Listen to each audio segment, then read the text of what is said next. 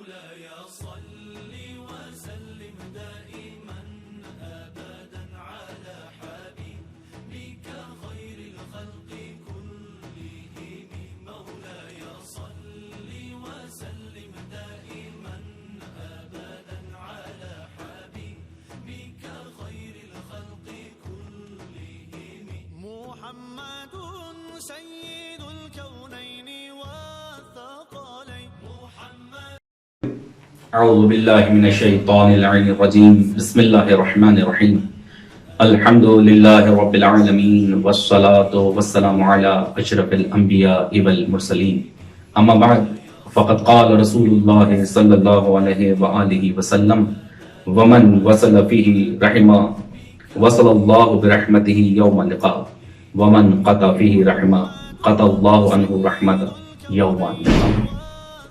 عزیزان گرامی قدر، ماہ مبارک رمضان گو کہ رحمتوں، مغفرتوں اور برکتوں کا مہینہ ہے، لیکن اس کے ساتھ یہ خود سازی کا مہینہ ہے، یہ ہماری تربیت کا مہینہ ہے، یہ اپنے آپ کو سدھارنے کا مہینہ ہے، اللہ کے قریب ہونے کا مہینہ ہے۔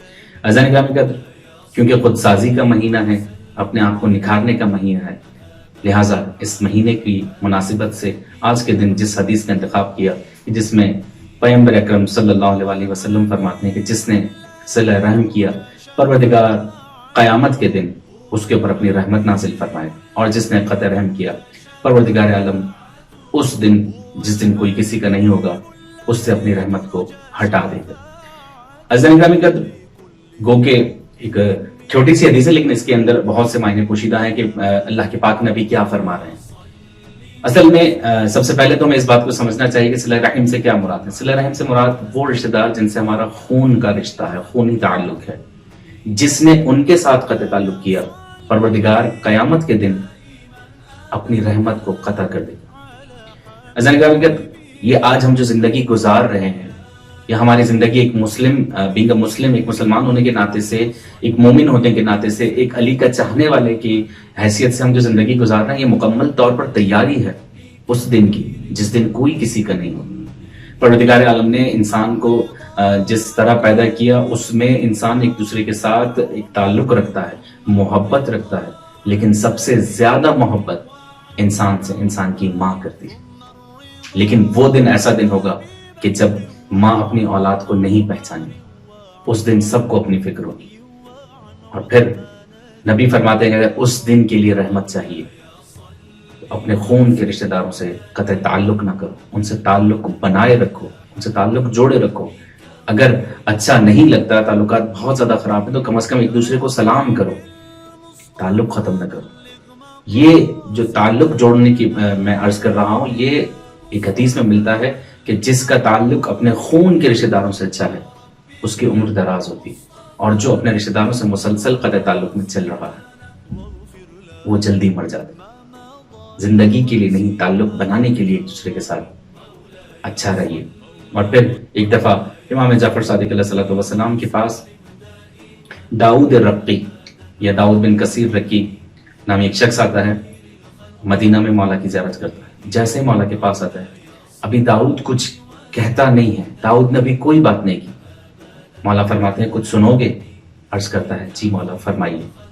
مولا فرماتے ہیں کہ تم جو بھی کرتے ہو ہفتہ بھر اس کی تمام تر معلومات شب جمعہ ہمارے پاس آتی ہیں، وہ سب کچھ ہمیں مل رہا ہوتا ہے شب جمعہ، اور جب تمہارے اعمال شب جمعہ میرے پاس آئے تو مجھے بہت خوشی ہوئی کہ تم نے اپنے رشتہ داروں سے تعلق جوڑے رکھا، اور میں اس بات پہ بہت خوش ہوں اور تمہارے لیے دعا گو۔ عزیزان گرامی قدر، یہ کوئی معمولی بات نہیں ہے کہ اس ایک کام کی وجہ سے امام دعا گو ہو، اور جس کے لیے امام دعا گو ہو پھر اس کے کیا ہی کہنے۔ عزیزان گرامی قدر، داؤد مزید خود اس روایت میں لکھتے ہیں، وہ کہتے ہیں کہ جب میں مکے میں تھا، میرے چچا کا بیٹا مالی اعتبار سے اس کی کیفیت، اس کی حالت اچھی نہیں تھی۔ مجھے کسی نے کہا کہ میرے چچا کے بیٹے کی حالت اچھی نہیں ہے اور وہ اس وقت تنگ دستی سے گزر رہا ہے، تو میں نے بغیر کسی توقف کے، بغیر کسی فاصلے کے اس کی مالی امداد اس طرح کی کہ اس کے علم میں بھی نہ ہو۔ میں نے اس تک پیسے پہنچائے، مال پہنچایا تاکہ اس کی زندگی کا گزر بسر ہو سکے۔ تو عزیزان گرامی قدر، امام خوش ہوتے ہیں، اللہ خوش ہوتا ہے اپنے رشتے داروں سے. اور بات چچا کے بیٹے کی آ گئی ہے تو خود آیت اللہ ملکی جو ہے تبریزی اپنی کتاب میں لکھتے ہیں، امام خمینی کے استاد بھی رہے ہیں، وہ فرماتے ہیں کہ میں جب علم عرفان کو حاصل کرنے لگا، علم عرفان کو پڑھنے لگا، علم عرفان کو سیکھنے لگا، تو میں نے درجات کو پایا، میں درجات پر بلند ہوتا گیا، لیکن ایک مقام پر مجھے ایسا محسوس ہوا کہ ابھی بھی کچھ دریچے بند ہیں جو نہیں کھلے. میں پریشانی میں تھا، میں اپنے استاد کے پاس گیا، ان سے کہا کہ استاد محترم مجھے ایسا محسوس ہوتا ہے کہ میں نے ابھی وہ دریچے کھلے ہوئے نہیں دیکھے کہ عرفان میں جن کی ویلیو ہے. استاد نے پوچھا کوئی ایسا کام کرتے ہو کہ جو نہیں کرنا چاہیے؟ کہا استاد محترم جیسا آپ تربیت فرما رہے ہیں میں ویسا کروں. پھر پوچھا کہ سوچو. کہا نہیں. استاد نے ایک جملہ کہا کہیں ایسا تو نہیں کہ تم اپنے خون کے رشتہ داروں سے لا تعلق ہو گئے ہو یا ان سے تعلق توڑ دیا ہے؟ کہا ذاتی طور پہ میرا ایسا کوئی ان سے، میرے چچا کے بیٹے فوراً کہنے لگے میرے چچا کے بیٹے ہیں جن سے میرا تعلق میرے باپ کی وجہ سے اچھا نہیں. میرے بابا نہیں چاہتے کہ وہ اپنے بھائی کے ساتھ اچھے تعلق میں رہیں، جس کی وجہ سے ہم سب ایک دوسرے سے دور ہیں. فرمایا جاؤ جا کے ملو اپنے چچا کے بیٹے سے جس کے ساتھ تم دور ہو گئے ہو، کیا تمہیں اس کے لیے کہیں دور جانا پڑے گا؟ اب عجیب اتفاق ہے کہ آیت اللہ فرماتے ہیں کہ وہ ہمارے ساتھ ہماری کلاس میں پڑھتا تھا، اور خود سیکم شہر کی بات ہے کہ وہ ساتھ ہی ایک ساتھ مکتب میں جاتے تھے لیکن ایک دوسرے سے ملتے نہیں تھے. جب استاد نے کہا کہ جاؤ اس سے ملو، اب یہ کیونکہ ایک وقت ہو گیا تھا، ایک فاصلہ آ گیا کہ ایک دوسرے سے ملاقات نہیں ہو رہی، اگر اچانک ملا جائے تو آیت اللہ سوچنے لگے کہ اگر میں جا کر ملوں اور کوئی بات کہوں تو یقیناً ہو سکتا ہے اگلا یہ سوچے کہ کسی کام کی غرض سے یہ میرے پاس ہے. پھر کہنے لگے مجھے جب کچھ سمجھ نہیں آیا تو میں نے درس ختم ہونے کے فوراً بعد اپنی نشست سے اٹھ کر پہلے اپنے چچا زاد بھائی کی جوتیاں سیدھی کر کے رکھی تاکہ وہ باہر آئیں اور سیدھی چپل پہن کر چلے جائیں. 2-3 دن تک میں یہ کرتا رہا اور جلدی سے چلا جاتا. جب میرے چچا زاد بھائی نے یہ دیکھا تو ایک خط لکھا اپنے والد بزرگوار کو کہ بابا آپ منع کرتے ہیں ہمیں ایک دوسرے کے ساتھ تعلق رکھنے سے، لیکن میرے جس چچا کے بیٹے سے میں نے ایک عرصہ بات نہیں کی وہ تو میری چپلیں سیدھی کرتے. جیسے ہی خط موصول ہوا انہوں نے جواب دیا کہ تم بھی معاف کر دو. اور جب اگلے دن آیت اللہ وہ چپل سیدھی کرے تو انہوں نے روک کر، چچا زاد بھائی نے روک کر کہا کہ رک جائیے، آپ میری چپل سیدھی نہ کریں. ایک دوسرے کو گلے لگایا اور معاملہ یہیں پر ختم ہو گیا. بس کچھ وقت گزرنا تھا کہ انہوں نے وہ عرفان کے دریچے ان کے لیے جو فرما رہے تھے کہ نہیں کھلے، یہاں تک کہ امام خمینی خود لکھتے ہیں اپنے استاد کے بارے میں کہ ہمارے استاد آیت اللہ تبریزی وہ تھے کہ فرشتے ملائکہ جن کو نماز کے لیے جگہ دیتے. عزیزان گرامی قدر، ہم اپنے رشتوں کو شاید ویلیو نہیں دیتے، ہم اپنے رشتوں کو اہمیت نہیں دیتے، لیکن ان کی بہت زیادہ اہمیت ہے.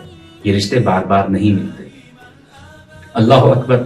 بہت تکلیف کے ساتھ یہ کہنا پڑتا ہے کہ آج ہم جس دور سے گزر رہے ہیں لوگ اپنے ماں باپ کا خیال نہیں کرتے.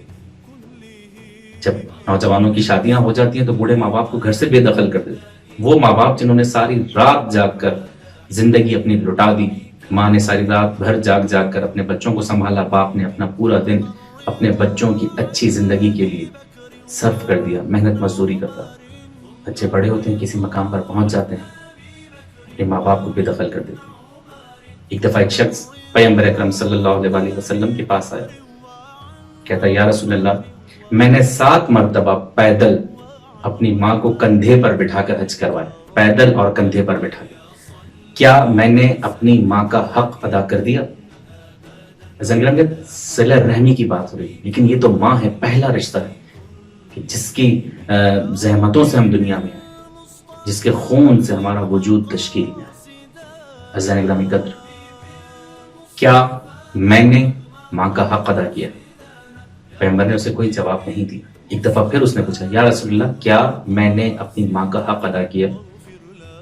وہ سوچنے لگا پیغمبر میری بات کا جواب نہیں دے رہے. اس نے پھر تفصیل سے بتایا کہ میں نے 7 مرتبہ اپنی ماں کو کندھے پر بٹھا کر پیدل حج کیا، کیا میں نے اپنی ماں کا حق ادا کر دیا؟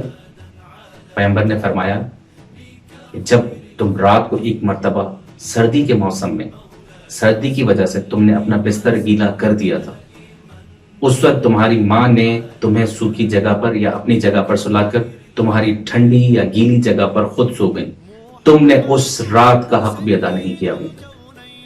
اللہ اکبر. حسن گرامی قدر، یہ معمولی رشتے نہیں ہیں. میں پھر کہہ رہا ہوں یہ رشتے بار بار نہیں ملتے. اور ماں جیسی عظیم ہستی کہ آج ہم جسے کسی مجھے نہیں کہنا چاہیے، بہت سے لوگ بہت سے ملکوں میں مغربی ممالک میں دیکھیں کہ لوگ اس ماں جیسے عظیم رشتے کو کسی خاطر میں نہیں لاتے. صلہ رحمی کیا ہے؟ خود پیغمبر نے جناب فاطمہ بنت اسد سلام اللہ علیہ کے پاس پرورش پائی تو ماں کہا. کتنا احترام کرتے تھے. دنیا پوری نبی کا احترام کرے اور نبی نے صرف اپنی چچی کو ماں کہہ کر اتنا احترام اور اس طرح حق ادا کیا کہ جو عالمین کے لیے رحمت ہے. جب فاطمہ بنت اسد سلام اللہ علیہ دنیا سے چلی گئیں تو اتنا گریہ فرمایا کہ روایتوں میں ملتا ہے کہ پیغمبر کو سنبھالنا کچھ لوگوں کے لیے مشکل ہو گیا، یعنی تسلی دینا، دلاسے دینا. اور پھر پیغمبر نے اپنا کرتا اتار کر جناب فاطمہ بنت اسد سلام اللہ علیہ کے کفن کے لیے قرار دیا اور خود پہلے قبر مبارک میں تشریف لے گئے، وہاں پر سوئے، لیٹے اور پھر اپنی ماں کے لیے دعا کی، اپنی چچی کے لیے دعا کی. عزیزان گرامی قدر، یہ رشتے بہت اہم ہیں، انہیں سنبھال کے رکھیے، اس لیے تاکہ ہمارا ماحول اچھا ہو. ہم اپنے بچوں کو یہ تربیت دیں کہ صرف ہم نہیں، آنے والی نسلیں بھی اپنے رشتوں کے ساتھ صحیح رہیں. اگر ہمارا ماحول صحیح ہو گیا تو ہمارے امام ہم سے راضی ہوں گے، پیغمبر اکرم ہم سے راضی ہوں گے، اللہ ہم سے راضی ہوگا. عزیزان گرامی قدر، تربیت کا مہینہ ہے. پروردگار عالم سے دعا فرماتے ہیں مالک جیسا تو چاہتا ہے اس ماہ مبارک میں ہمیں ویسا بنا دے، ہمیں پیغمبر اکرم صلی اللہ علیہ وآلہ وسلم کے تمام تر فرامین پر عمل کرنے کی توفیق عطا فرما. والسلام علیکم ورحمۃ اللہ وبرکاتہ.